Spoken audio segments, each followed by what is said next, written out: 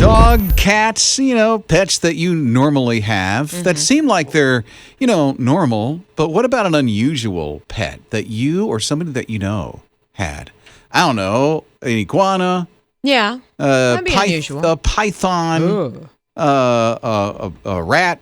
I don't know. Let me tell you. So TJ and I were talking the other day. Well, yeah, this is where we're getting at. It's Rob and Liz, his morning crew on his radio. And TJ, your pet that you used to have. Yeah. That I used to have? Yeah. Yeah. So I had a hedgehog. A beautiful little albino hedgehog with red eyes. And his name was Earl. Of course his name was Earl. That is an awesome name for a hedgehog. So when he said this, I'm like, you had a hedgehog? Like, how do you take care of a hedgehog? It's a rough little process. Like, you have to have a heat lamp, a wheel.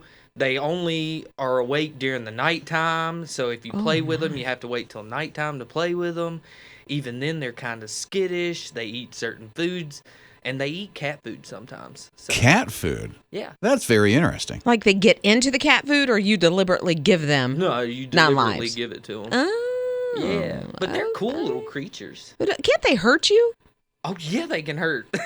They can hurt a lot. I had him close up on my finger, like they'll ball up, and I had him close up on my finger one time. And what did you do? I screamed. I mean, how do you get him to not do that? Because he's doing that like a defense mechanism or something. Yeah, you just play with him more and hope that he doesn't do it. Please let me go. Please let me go. Please let me go. A hedgehog. How does a hedgehog become a guy's pet? And why didn't you name him Sonic? Yeah, right? Over here. Right? I don't even know. You missed it. I go off of what they look like, and to be honest, he looks like an Earl. It looks like an Earl. Okay. He ain't blue enough to be a Sonic. That's Well, true that. Yeah. So how about you? Yeah. Most unusual pet that was in your family at one time. What's the story? 800-447-7234. It's his morning crew. His morning crew. The man's pet is, or was, a hedgehog. It's Rob and Liz, his morning crew on his radio. We're talking about one of our producers. Yes. TJ had a hedgehog. And it was named Earl. Mm-hmm. But we're talking about unusual pets. I don't know that we ever had a really unusual pet. We've had a lizard. We've had guinea pigs. Things like that. Box turtle. Is that why one of your email addresses have lizard? No, because when I was a kid, and still, even to this day, that's my nickname is Lizard. Lizard? Yeah, it comes from Liz. Yeah. Oh, okay. Now I get it. Yeah. I understand. It's lizard with two Z's. Thank you very much. Mason said, I had a ferret named Lucy, and that animal stank to high heaven. Not stunk. I mean, stank. Which is the part of that text sure. that I love. Okay, so Shayna said, my family used to have sugar gliders. I had no idea what that was. That's an animal? Yeah, a black beauty and a mosaic.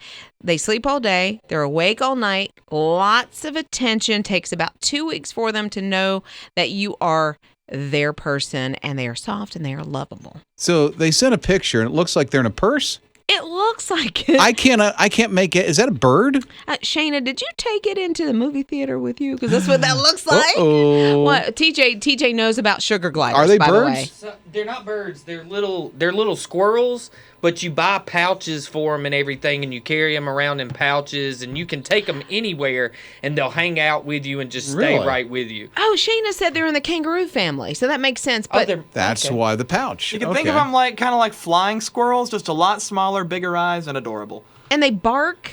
Is that what I heard? Really? They bark? Yes, they do. But is it like a or is it how is it? Like, They sound kind of like they're kind of like a or something, like some sort of little. oh, so like No. a seal. Okay. Or a Got ya. rooster. They sound like a little siren or something. Like they just detected something, like oh or something. Okay. So here's Karen. Please do not take my word for it. Okay, good. Yeah, well, I already did. 800-447-7234. What about you, Karen? Me and my brother, we used to have a pet skunk. How does a skunk become a pet? My dad was out in the woods on our acreage, and he found these baby skunks. So he brought two of them home, and one was my brother's, and one belonged to me. I named mine Pepe Le Pew. Of course. My brother's, which I was about 5, his passed away during an operation. My dad took him to be debagged, I guess that's what you call it, so they wouldn't spray. And his passed away, so I gave him mine. We had to move because our home collapsed. It was an older home, and they had to stay behind. But they were really sweet little animals, so cute. When they bit or chewed on you, like it felt like a puppy. Would you let your kids have a skunk? I would. We've had billy goats. We've had, of course, pigs and chickens and cows and such. So I definitely would. Rob and Liz. His morning crew. There's a place of surrender, and that's right at the cross. Lay it all down there. I'm Rob. She's Liz. It's his morning crew on his radio because TJ, one of our producers, used to have a hedgehog as a pet. We started thinking about the unusual pet that you may have had at one time at 800-447-7234. Marie had a great childhood. She said, when I was a kid, I was fascinated with chimpanzees, so my daddy ordered a spider monkey, and it came in the mail. I didn't know you could do that. But Amazon in right? She said she was wild and she made a very high-pitched noise, and so they named her Tweetsy. She lived with them about a year, but she had to leave because she jumped on her mother's head. Ooh, yeah, you don't do that to mama. You don't do that to mama. And then Stacy said her children had a lightning bug named Grape. Grape. Very nice. It reminds me of The Princess and the Frog. I was just learning about that movie. Yeah. Evangeline. I love it. A lightning bug in love with a star? Is that the whole thing? Well, he's in love with a lightning bug that he thinks has now become a star. So, yeah. Oh, okay. And that's the love of his life. Evangeline. It's just the sweetest. Well, they can't get married. No, not now. Okay. It's just sweet. What's the name of the flick? Princess and the Frog. Princess and the Frog. Yes. But I thought it was a lightning bug in love with a lightning bug. Well, yeah, but he's What's the frog got to do with anything? The Princess and the Frog? It's... What? Fairy tales, princesses? Is there a princess if you kiss in the frog, movie? It becomes the prince. I thought the your movie was dreams? about a lightning bug in he's love with a supporting star. character. Oh, okay. So Yeah. there's a bigger story here. Yes. All right. Now I'm getting. Mornings with Rob and Liz. Mia is quite the little baker. She's been perfecting some of her baked goods for a good long while now. She started baking with her mom maybe a year and a half or so ago, and she's perfected her chocolate chip cookies. They look delicious. In fact, she's perfected them so much, she's been delivering them all around her community. Oh, nice. And Mia is 3, by the way. Look at that. Oh, that's got to be cuteness. Oh, my goodness. She has a little chef's hat. I mean, she is just the cutest thing. Listen, she started baking when she was 18 months old. Just probably standing on a chair right beside mom, cracking an egg. I remember doing that with my kids, having them just get started. So her mom started thinking, how could I get Mia to give back to her community and to start saying that, she can give back and she's been blessed and how she can do this. So they baked 1,000 cookies and they started delivering them around the community. Police stations, fire stations, frontline workers, they were all socially distanced. But yeah, they've been doing that. Veterinarians' offices, teachers. That's great. Isn't that cool? Her name's Mia? Mia. Little Mia Yes. at 3 years old. I'm sure after all of that, she took a really good nap. His morning crew. Emily is just incredibly hungry. And I don't know if you ever have you have this earning and you want to just go eat a certain type of food. There's this craving that's going on. Emily has a craving for Thai food. Okay. And so she goes to a Thai food restaurant and the place is packed. Yeah. She's like, whoa, this place is good. So she sits down. She has her mask on. She's just waiting and waiting and waiting. It's like, where's the waiter? Is there any waitress that's here? Then she realizes there's only one person working. And the person who's working is the cook. And the cook is trying to do everybody's job. Get the. So you know what she did? What? She got up. She started taking orders to help the cook. And then somebody else is like, well, let me help too. And so they got up and they started filling a role. And then people were washing dishes and everything else to help out this cook that was in this restaurant all by himself. Can you imagine that cook being like, what do you do? Oh, you're helping me? It's like the tears are going to start coming, Exactly. The guy gets help like that from people he doesn't even know. I I don't know in my life that I've ever seen anything like that happen, where people just kind of jumped in and started filling those roles, like you say. Yeah. Have you seen that before? Oh, I've done that before. Right. Several times. But I mean, well, I've seen it like at church and that kind of thing, but in a restaurant where you would go into, I've never seen. Somebody just jump into action? Yeah. Some people just have it in them. Yeah. Or it's like, oh, I've got to do something, so let me be a part of the solution. That's and help really this cool. person who's just here all by themselves. Who's just honestly drowning, at work like that. I wonder what they were thinking and why nobody else was so there. instead of getting irritated going, no, I'm just going to go off to another restaurant. They're ignoring me. They're like, they looked around, they went, oh, he's all by himself trying to do all of this. He still needs to make a living. Yeah. So let me just pitch in. I can help. Yeah. That's super cool. Rob and Liz. His morning crew. Emily is just incredibly hungry. And I don't know if you ever have you have this earning and you want to just go eat a certain type of food. There's this craving that's going on. Emily has a craving for Thai food. Okay. And so she goes to a Thai food restaurant and the place is packed. Yeah. She's like, whoa, this place is good. So she sits down. She has her mask on. She's just waiting and waiting and waiting. It's like, where's the waiter? Is there any waitress that's here? Then she realizes there's only one person working. And the person who's working is the cook. And the cook is trying to do everybody's job.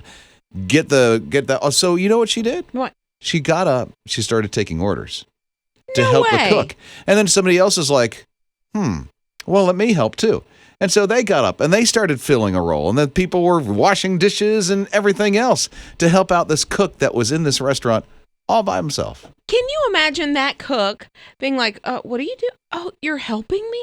It's like the tears are going to start coming, you know? Exactly. The guy gets help like that from people he doesn't even know. I don't know in my life that I've ever seen anything like that happen, where people just kind of jumped in and started filling those roles, like you say. Yeah. Have you seen that before? Oh, I've done that before. Right. Several times. But I mean, well, I've seen it like at church and that kind of thing, but in a restaurant where you would go into, I've never seen. Somebody just jump into action? Yeah. Some people just have it in them. Yeah. Or it's like, oh, I've got to do something, so let me be a part of the solution. That's and help really this cool. person who's just here all by themselves. Who's just honestly drowning, at work like that. I wonder what they were thinking and why nobody else was so there. So instead of getting irritated going, no, I'm just going to go off to another restaurant. They're ignoring me. They're like, they looked around, they went, oh, he's all by himself trying to do all of this. He still needs to make a living. Yeah. So let me just pitch in. I can help. Yeah. That's super cool. Rob and Liz. His morning crew. Ira likes to tinker with things. As a matter of fact, she made a printer, and she just didn't make a printer. She made a 3D printer, and she didn't make one 3D printer. She made 3 3D printers. It's Rob and Liz. His morning crew on His Radio. Oh, and she's 16 years old, by the way. No wonder why she has enough energy to make 3 3D printers, but she did this with a purpose. She did. So back at the very beginning of the pandemic, Ira's dad is an oncologist. So he's at the hospital a lot. So when the pandemic hit, she knew he was going to be there and she wanted to keep her dad safe. That was like the number one, I guess, inspiration behind her doing these 3D printers. Yeah, because there's no other way to keep people safe than a 3D printer. And to print her own masks. Hello. Yeah, she got some sort of template or made a template and decided, okay, I'm going to start printing these masks for my dad. And then that sort of grew and she started giving them to some of his coworkers, some of the other doctors and nurses and that kind of thing. Then she got really inspired and she started talking to family members and they started donating to her. Isn't that great? So she got 3, she had to build them. Yeah, and she learned how to do this off YouTube. Yeah, she did. And then, so she made a template for the face masks, decided that she wasn't using a lot of plastic, and she cut it down. So the print time went from like 7 hours to 4 hours. So she almost cut it in half. Yeah. Ended up printing 200 face masks during that amount of time, from the beginning of the pandemic into the summer. And she lives, I think, in Maryland. Yeah. So she's donating all the masks. Yes. Donating them, not selling them, but donating them to hospitals in Maryland, New York, and New Jersey. How awesome is she? Yeah. I mean, it started with the love for her dad and wanting to keep him safe, and then realizing there's a lot of other moms and dads out there that I want to keep safe too. Yeah. and other just ordinary I people. love her. Way to go. So glad she did that. Now, I'd like a 3D printer. Right? Yeah. And then I'd make masks and charge. No, You I would wouldn't. not. I wouldn't know. Mornings with Rob and Liz. There is a brand new restaurant that is opened up. The sad thing is you're not allowed. I'm not allowed. Liz is not allowed to eat at this restaurant. It's only for one client. Yeah. And here's the thing, it's Mediterranean food. I mean, it's amazing. It's Rob and Liz, his morning crew on his radio. Angela is from just outside of Atlanta, and she has an uncle who's an artist. And I guess she, during the quarantine pandemic and everything, she was getting a little antsy, wanting to get to restaurants and couldn't early on. And so she created her own restaurant with her uncle's help. Isn't that nice? And it is a teeny weeny little restaurant just for a chipmunk. A chipmunk. Did Yeah. you hear that? It's a chipmunk's restaurant. She named him. His name is Thelonious Monk. Thelonious? I love it. And so she's made little tables for him. She made like little bar stools. Uh-huh. She made she made a green egg in case he wanted to grill a steak. He had to have access. But her uncle and she have gotten together and made like little bowls and little plates and little utensils for Thelonious. And you can. She's talking about chipmunk. Yes, you can follow her on Instagram, and she blogs and she takes pictures of everything. She even has art that is up of chipmunks, so he can enjoy himself and have the ambiance. So it's a restaurant for one client. The client is a chipmunk. Yeah, and she literally serves him food. Like she said he's only pushed a couple of things away off his plate, and they've been things like cabbage. I think she put some peppers out there. He doesn't like it spicy so much. Evidently. So he pushed those to the side, but she served him sushi, ramen, cheeseburgers, things like that. Cheeseburgers? And he shows up every day, almost To every this day, I little should say. restaurant. Yes. And what is it, in a backyard? That's crazy. She lives in an apartment, I think, and it's on her back deck or Well, whatever. we'll tell you what. We'll have this streaming for you on his radio TV. So later on, you'll see it on Roku, Apple TV, hisradio.com, and the My His Radio app. You just got to see this little restaurant that's made for a little chipmunk. His morning crew.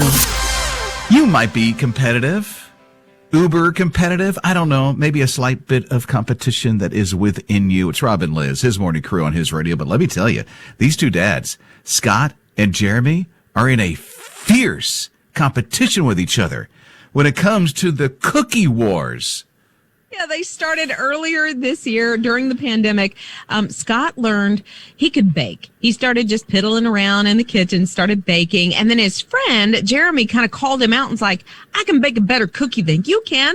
Well, they put that all over social media and they were having this cookie war. Well, then a third person stepped in. This was Rachel. Rachel's like 18 years old. And she said, I can bake better than both of you. They actually had people in their community taste test, and she won the cookie war. But then they thought we can do something better with this, and they decided to start baking cookies for like frontline workers, healthcare, essential workers, that kind of thing. And they ended up with 100 volunteer bakers. You know how many cookies they made? It wasn't just a couple of dozen at all. Oh, at least 100. At least 100, yes. Each baker made one cookie. They ended up with 15,000 cookies that they donated. Isn't that great? Now, they call themselves Cookies for Caregivers, and it was born out of this with COVID-19 and everybody experiencing this stuff, and now they're giving it to the frontline workers. So they went from fierce competition as competitors in the cookie wars and turned it into something that is just helping so many people. Give just a bright spot in their day. I mean, when you get a cookie and can dunk it in some milk and it's like, okay, things are going to be all right. Rob and Liz. His morning crew. When your teenager does something extraordinary, you just can't help but be proud of them. And I think there's a lot of proud parents in Texas at this one high school right now. This one high school has about 2,700 students, and 43% of these students are considered economically disadvantaged. So here's what these high school students did. These students got together and made a grocery store. And the way that you pay for things in their grocery store at this high school, which has meat and basic items and toilet paper and stuff like that, is to earn points by doing good deeds. And the more I just good got cold chills from that. I know. That's so sweet. And the more good deeds you do, the more points you earn, and the more points you get, you're able to redeem those at this grocery store, because then they can bring that stuff home to their families and help out their families in such a really cool way. Businesses are helping to support this so that they can stock the grocery store. The students are running the whole thing, the entire thing, and it's amazing on how they're doing this. That's out in Texas. Yeah, you know, when you think about it, it's hard to wrap your brain around in this country, as blessed as we are, that there are so many kids what they call food insecure. And that means, yeah, they might eat, but they might not eat. And they just don't ever know. And that they've done something about it to inspire them to do good and get good at the same time. His morning crew. Pulled up to the drive-thru window to get their food, and then they looked at the cashier and said, "Hey, that person behind us, we want to pay for them." We call that the drive-thru difference at His Radio. This was in Minnesota at a Dairy Queen. That didn't stop the whole day. By the end of the day, this was last week, there was like $10 that was left over and some change. And then somebody called and said, "Hey, I heard what was going on there. I'm going to donate $80. And so the next day, they started with $90 at that Dairy Queen and continued that drive-thru difference and pay it forward. Yeah, it went from Thursday to Saturday. People just one after another in the drive-thru paying for the person behind them. Do you know how much was actually spent, was paid forward in this drive-thru line over those 2 days? There were 900 customers, so keep that in mind while you're trying to guess at how much this was. $10,000 worth of food. You're just paying for the guy, the girl, the family behind you. I love when this kind of thing happens. 3 days. It started Thursday, went on Friday, and then went into Saturday. That is just absolutely amazing. That's like the drive-thru difference on steroids, you know? Steroids. Good night. That was just something incredible. I've never seen that. No, I've heard of different places at Chick-fil-A, McDonald's, whatever. It might go for 10 cars, and then you kind of hear it fizzled out a little bit. But that long, like, I would love to hear those stories because I think they're just so cool. I don't know if you've ever received a drive-thru difference or pay it forward at any kind of level. And if you've received something like that, somebody did something kind for you like that act of kindness or pay it forward, we'd love to hear your story. Here's our number. It's 800-447-7234. You can call or text. Rob and Liz. His morning crew. We are talking about that drive-through difference, that pay it forward, random act of kindness, because it happened over like 3 days at a Dairy Queen. Just kept paying for the person behind them, so much so that it rang up to $10,000 had been paid over that 3-day period. Just incredible. That's crazy cool. So we're wondering if you've ever received a drive-through difference, a pay it forward, if you've ever helped anybody out. The stories are coming in. Here's the number to call. It's 800-447-7234. Lisa's with us. What's your story, Lisa? Our whole entire office, I work in a doctor's office, and we had a patient that was a refugee from Key West that came in, and she was pregnant, her and her husband. As we were seeing her, we were, talking about things, and she said how she lost everything. She hadn't got to have a shower or anything. So our whole entire office got together, and we just picked up 2 big, huge boxes full of stuff, and we shipped them to her in Key West, Florida. It was such a blessing to be able to be a part of that. I love your whole office did that, Lisa. That is just amazing. It wasn't just to pay it forward from one person, but everybody got involved. Yeah, and that can happen sometimes. Somebody hears about a need, tells somebody else. Everybody jumps in, takes care of it, so it's not a huge burden for any one person, but you all come together. How about your story? Here's the number you can call or text. It's 800-447-7234. Rob and Liz. His morning crew. Thinking about this Dairy Queen in Minnesota where for 3 days straight, a drive-through difference or pay it forward happened back after back after back. It was 900 customers, $10,000 altogether in this pay it forward. Amazing. So we started thinking this morning about a time you may have experienced something like that yourself at 800-447-7234. Heather said, my husband is a law enforcement officer. So he, our daughter, my mother, and I were in a restaurant, and a gentleman just came up and paid for their meal and then came over and thanked them for his service. That it was a very humbling blessing to be part of. I can see that for sure. I like that. My son was in the military. He's a vet. my oldest. And I often wonder, he never said, but I often wondered if that's ever happened to him when he's in a restaurant and he had his uniform on. I bet it happened. Something kind of happened to my daughter that she shared with me. She said for some reason she and her husband, Augie, were in the drive-thru at McDonald's separately. He was in the car in front of her. She was behind him. And when she pulled up to the window, the cashier said, "Oh, the gentleman in front of you just paid for your meal." She's like, "Oh, that's my husband. We use the same bank account." So goofy. And he was trying to get away with, "Hey, I'm the super guy that wants to pay for the girl behind me there." I'm so nice. Shh, it's anonymous. Shh, I'm out of here. I'm a good person. Okay. There you go, Augie. Rob and Liz. His morning crew. Good news for you. If you want your brain to become smarter, all you need is a cup of Flavanol. It's Rob and Liz, his morning crew on his radio. Flavanol does it all. I'm telling you. And if you have a cup of hot Flavanol and sit by the fireplace, that Flavanol is just going to make your brain cells just expand and you'll become so smart. It sounds delicious. You know where you can get Flavanols? Yeah, I got a whole packet of them in my cupboard. My kids like marshmallows and Flavanol. Yeah, those little dehydrated mini marshmallows just set the Flavanol off. Oh, it does. And all you got to do is just rip open the package and then pour it in there and then stick it in the mic, and your Flavanol is just delish. I know. Or you can even make Flavanol in the crock pot. Have you ever had that type? No, I haven't. Hot cocoa, by the way, if you're following along with us on the little brain cell, get smarter lesson. We actually have not lost it this morning. We know it is. No, yes, hot we chocolate. But you could have a cup of hot chocolate to start your day. Oh, doesn't that sound good? Start your day with hot chocolate and just expand your mind. Yeah, as long as it has Flavanols in it.